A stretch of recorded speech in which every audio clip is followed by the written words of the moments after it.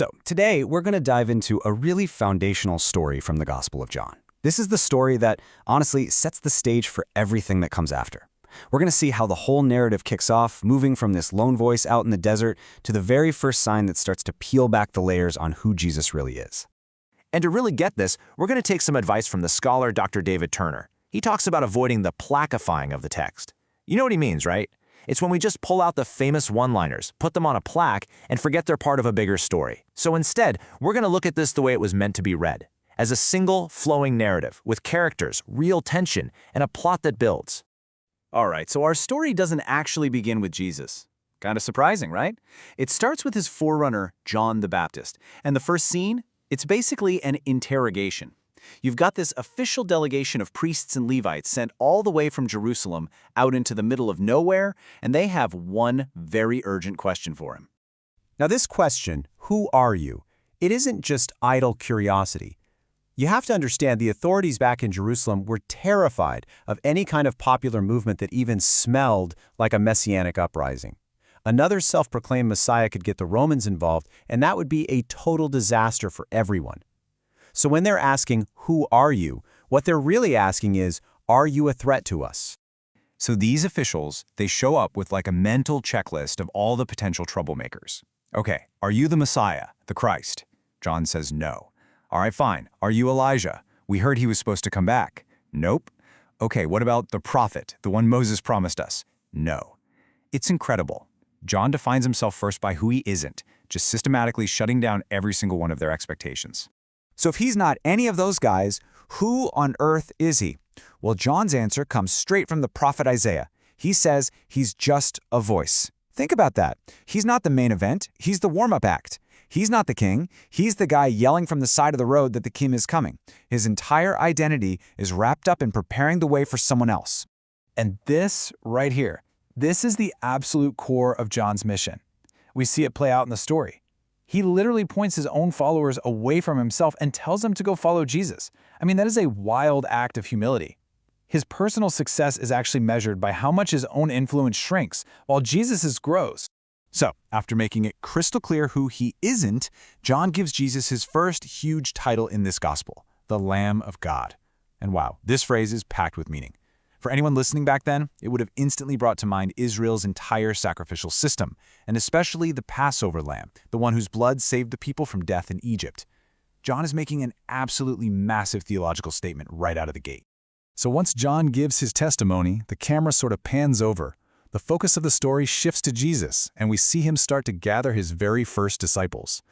But here's the thing, it doesn't happen at some big public rally with a powerful sermon.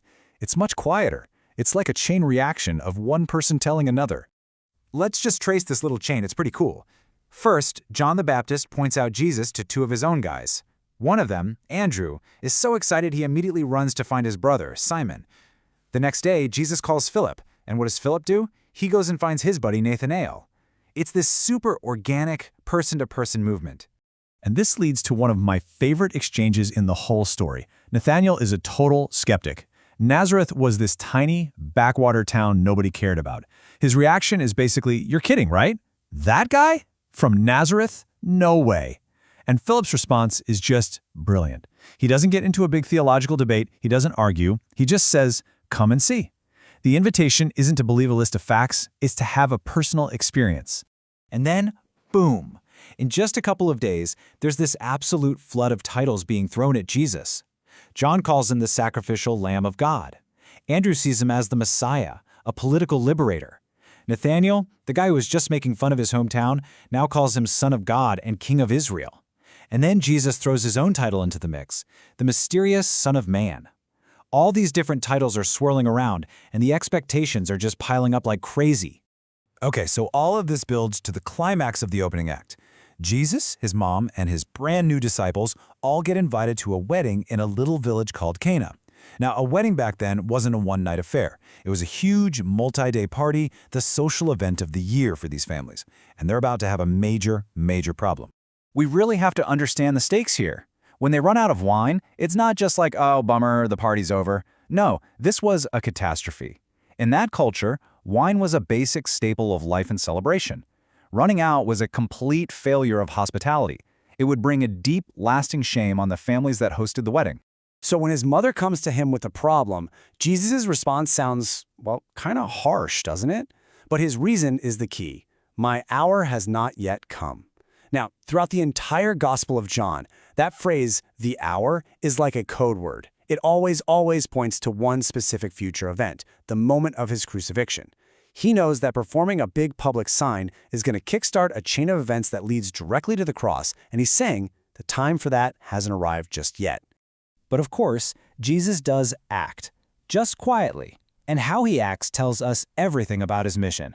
See, he doesn't just snap his fingers and make wine appear. He very specifically tells them to fill up stone jars that were used for Jewish ritual purification, and that's the water he turns into wine.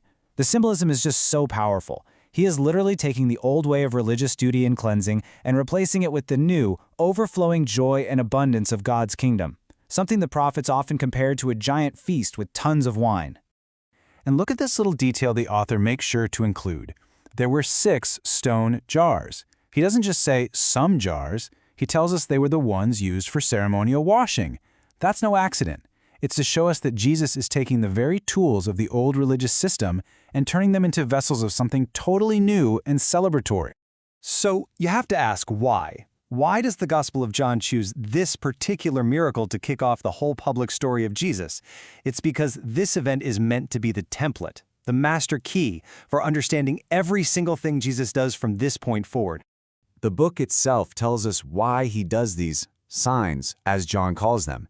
They're not just magic tricks to impress people. They have 2 very specific goals. First, to reveal Jesus' glory, to give people a peek behind the curtain at who he really is. And second, to inspire faith in the people who see them. They are acts of revelation that basically demand a response from you. So here's the bottom line, the thing we absolutely have to get. The wedding at Cana isn't just a nice story about Jesus saving a party. It's the interpretive lens for the entire book. Every other sign, every teaching that follows, is meant to be seen through this framework. Jesus has come to replace the old with the new, to bring God's lavish, future blessing right into our present moment. And that leaves us with a really great question to chew on, doesn't it? This story, this is just the beginning, the very first of the signs. It revealed his glory by turning the water of ritual into the wine of celebration. So it just makes you wonder, if that was the first sign, what on earth would the final, ultimate sign have to be to reveal his glory in its absolute fullness?